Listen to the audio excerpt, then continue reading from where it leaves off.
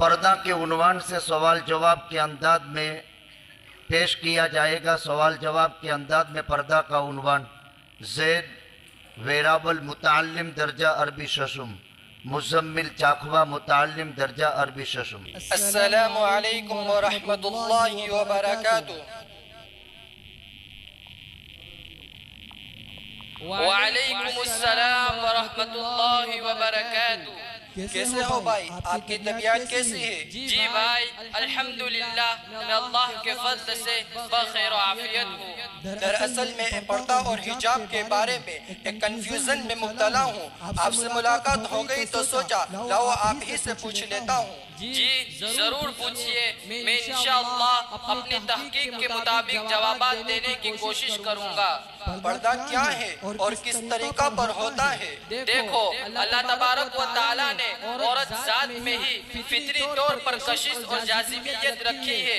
बस अब अपनी उस पुरकशिश जात को नाजायज व नारवा तरीके पर गैर मर्दों से अपने आप को छुपाना और अपनी उस कशिश को उन मर्दों से छुपाना जो उसके अहल नहीं है, उसे ही पर्दा कहा जाता है।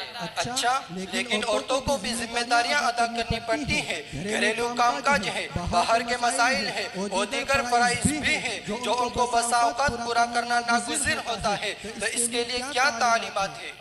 हजरत मुफ्ती शफी साहब रहमतुल्लाह अलैह ने मारिफुल कुरान में इस मौजू पर बहुत उम्दा मज़मून पेश किया है। खुलासा के तौर पर पेश करूं तो पर्दा की दो किस्में होती है। नंबर एक, हिजाब अशखास बिल वुजूद, ये पहला दर्जा है। कुरान और हदीस की रूह से असल मतलब यही दर्जा है कि सबसे बेशकीमत इंसानी जो हर इस्मत व इफ़्फ़त है, जिसकी हिफाजत उसी वक्त हो सकती है कि मर्द और औरत एक दूसरे से अलग रहे। जिस समाज में औरतें घरों से निकलकर बेजरूरत नकलो हरकत करती है, उस समाज से इफ़्फ़त व इस्मत का खात्मा होने लगता है। घर के अंदर की जो जिम्मेदारियां इस्लाम ने औरत को दी है, इसके साथ ये बाहर की बेजा सैर व तफरीह कभी निभ नहीं सकती।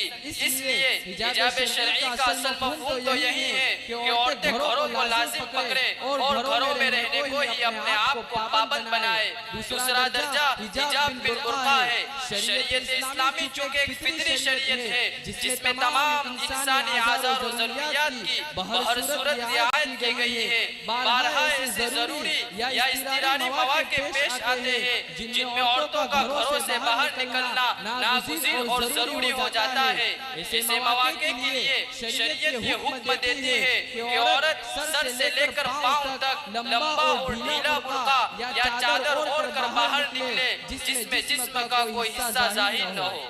बहुत अच्छी तरह वज़ाहत के साथ आपने समझाया, लेकिन अभी आपने बुर्क़े का जिक्र किया तो इस पर मेरा एक सवाल है। उम्मीद है कि आप वज़ाहत के साथ जवाब देंगे। सवाल ये है कि अभी जो माशरे में बुर्क़े का रिवाज चल पड़ा है, रंग बिरंगी बुर्क़ा और किस्म के फैशन वाले बुर्क़े जो मार्केट में दस्तयाब है, वो किस हद तक दुरुस्त है? देखिए मोहतरम, कुरान मजीद में औरतों के लिए जो हुक्म वारिद हुआ है वो है वला युबदीन ज़ीनतहुन्ना, कि औरतें अपनी ज़ीनत को ज़ाहिर न करें। और कुरान में ज़ीनत से मुराद लिबास ही है। गोया वो लिबास जो पहना है उसको पर्दा के जरिए छुपाने का हुक्म दिया गया है। तो फिर सोचने का मकाम है कि ये रंग बिरंगी और किस्म के फैशन वाले भड़कदार बुर्का ओढ़कर बाहर निकलना जो बज़ाते खुद मेलान की दावत है, ये कैसे जायज़ हो सकता है? पर्दा बज़रिया बुर्का हिजाब के लिए है, न कि ज़ीनत और फैशन के लिए।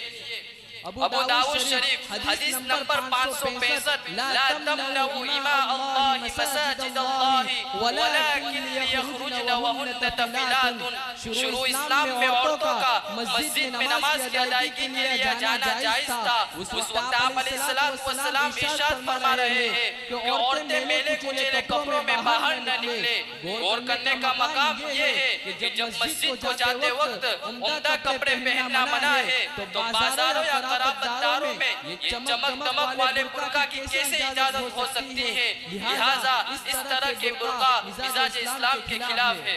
अच्छा, तो बताइए फिर बुर्का कैसा होना चाहिए? मुकम्मल इस्लामी बुर्का वही होगा जिसका कपड़ा मोटा हो, चुस्त न हो, बल्कि ढीला हो, सादा हो, खुशबूदार न हो, और जिसमें हाथ, पैर, आंखें, पेशानी और जिस्म का दुबला या मोटापन छुप जाता हो। वरना ऐसा बुर्का इस्लामी शरीयत में बुर्का कहलाए जाने के काबिल नहीं है, जिसमें घुटनों के नीचे का हिस्सा खुला हो और जिसमें औरत ने नकाब न पहना हो, या वो बुर्का ऐसा चमकीला और मुनक्कश हो कि हर गुजरने वाले की निगाह को अपनी तरफ खींचता हो। आप कुछ वाक़ियात ही सुना दे जो हमारे दिलों में पर्दे की कदर को बढ़ाए और जिनसे हमें इबरत हासिल हो। जी हाँ, मगर वाक़ियात तो सुनाने का मौका नहीं है। बस मैं सिर्फ चंद कलिमा जिक्र कर देता हूँ जो इस उम्मत की अजीम ख़वातीन की ज़ुबानों से अदा हुए हैं। वैसे बेशुमार वाक़ियात मौजूद हैं जिनसे किताबें भरी पड़ी हैं। जैसे एक सहाबिया औरत के कलिमात अपने बेटे की वफ़ात के वक्त कि मेरा बेटा मरा है, मेरी हया नहीं मरी। हज़रत सौदा रज़ियल्लाहु तआला अन्हु के अल्फाज कि अब तो इस घर से मेरा जनाजा ही निकलेगा, मैं कभी नहीं निकलूंगी। हज़रत फातिमा रज़ियल्लाहु तआला अन्हा की वसीयत कि मेरा जनाजा रात के वक्त उठाया जाए और किसी को न बुलाया जाए। मैं नहीं चाहती कि मेरी हयाती में तो किसी ने मुझे न देखा और मौत के बाद किसी की नजर पड़े। हज़रत उस्मान रज़ियल्लाहु तआला अन्हु के आखिरी वक्त के अल्फाज अपनी अहलिया को कि तुम अपनी ओढ़नी ओढ़ लो कि तुम्हारे बालों की हुर्मत और इज्जत मेरी जान से भी ज्यादा है। हज़रत आयशा रज़ियल्लाहु तआला अन्हा की रिवायत से मालूम होता है कि उस वक्त औरतें लफ्ज़े ज़ीना सुनने को भी पसंद नहीं करती थी। अलगज़ बेशुमार वाक़ियात से किताबें भरी पड़ी है।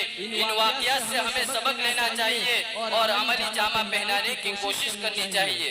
माशाअल्लाह, बहुत खूब, आपने बहुत अलमेने अंदाज में जवाबात दिए हैं। अल्लाह तबारक व तआला उम्मत मुस्लिमा की ख़वातीन को अमल करने की तौफीक अता फरमाए और ज़िल्लत और रुसवाई के कार से निकलकर सुन्नत और शरीयत वाली, हया के ज़ेवर वाली पाकीज़ा ज़िंदगी नसीब फरमाए। आमीन। अस्सलामु अलैकुम व रहमतुल्लाहि व बरकातुहू। व अलैकुमुस्सलाम व रहमतुल्लाहि व बरकातुहू।